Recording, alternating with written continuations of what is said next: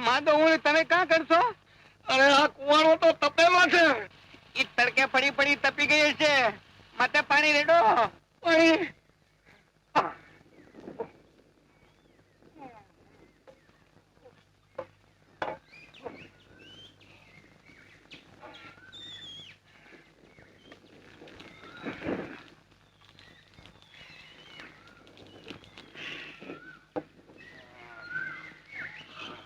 ઠરી ગયો.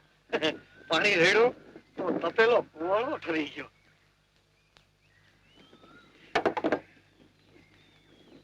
આખું શરીર તપી ગયું છે રે. હા બાપરે. હા હા હા.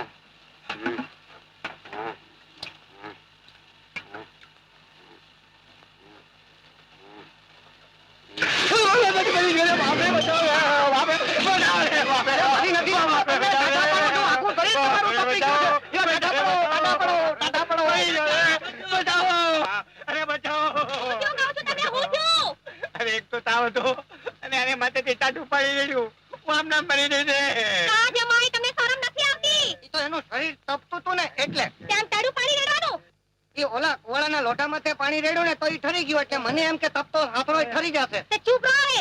તમારા સારા માણસ છે કે લોડું? ઈ માણસ નથી, લોઢું નથી, પાણો છે પાણો. ચૂપ રહો ને.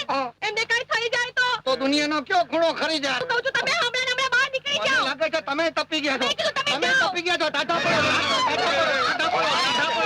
પડો. એમ રાડારાડ ના કરો, ધક્કાધક્કી ના કરો. મારા જડબે તલાક થાતું છે. જાઉં છું. દીકરી હાલો. અને તમે બધે અહીં શું ભેગા થયા તો? ભાગો ભાગો, અહીં કઈ થોડી ભવાઈ થાય છે. ભાગો.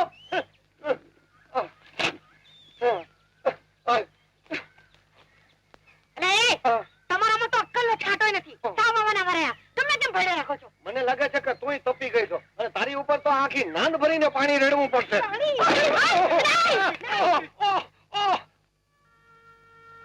મંગલ, એ મંગલ. કોણ છે? જો દીકરા, તારા કાકા તને કઈ કહેવા માંગ્યું છે. બોલો કાકા. જો મંગલ, ગુલાબને સાંગો ઘર છોડીને ચાલ્યા ગયા છે. હવે આ ઘરડા ઘડપણે મારામાં લાકડા કાપવાની તાકાત નથી. તું લાકડા કાપી કાપીને મને દેતો જા ને ઈ હું મારા ઘરાકામાં દઈ દઈશ.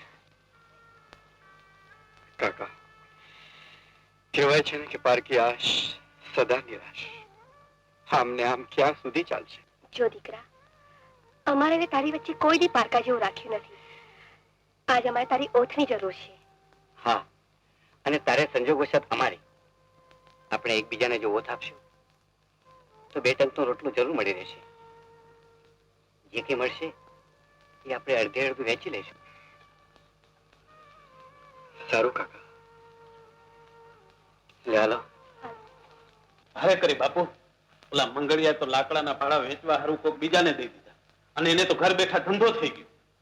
અને મારા હારા 5 દાડા ભૂખેરિયામાં દમદાટી મારી અને આખા ગામમાં મૂર્ખ આપણે બન્યો.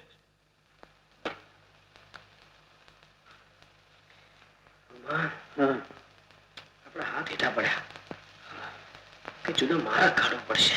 કાઢવો પડે? અરે વિચારીને જ બેઠો છું. આ ગમાણહી જ્યાં સુધી તમારા ભેગો છે ત્યાં સુધી તમારા ભેજાની તંદુરસ્તીને જરાય ભય નથી. એટલે બાપુ, મારે કાને વાત આવી છે કે રાજની આવક વધારવા આ રાજના જંગલનો ઇજારો 1 વર્ષના પટ્ટે કોઈને આપવાનો છે. આપણે શું કરી શકીએ? તમે મારી વાત તો સાંભળો પૂરી. તમે દિવાનજીને વાત કરો કે ઇજારો તમને આપે. ગુમાન, મારા બાપુ ન્યાયના ભક્ત. એવી વાત કરું ને તો મને પરબારો ઘરમાંથી બહાર જ કાઢી મૂકે. અરે જરા ધાણો તો દાબી જુઓ. તું એક વાત ભૂલી જાય છે અજય, કે હું જેમ તારો પિતા છો તેમાં રાજ્યનો દિવાન પણ છો. આ ઇજારો હું તને આપું તો પક્ષપાતનો ગુનો કર્યો ગણાય. મહારાજ અને પ્રજા બેયને એ માટે મારે જવાબ દેવો ભારે પડે. અને તે ઉપરાંત આટલા વર્ષોની મારી પ્રામાણિક સેવા ઉપર પાણી પડે. એટલે આ ઇજારો હું તને નહીં આપી શકું. બાપુજી, એવું પગલું ભરતા પહેલા વિચાર કરો. મારો સંસાર હર્યો ભરો થાય, હું સુખી થાઉં એ તમે ઈચ્છતા નથી? એવો જો સન્માર્ગે વળતા હોય તો ઇજારો આપવામાં તમને શું વાંધો છે?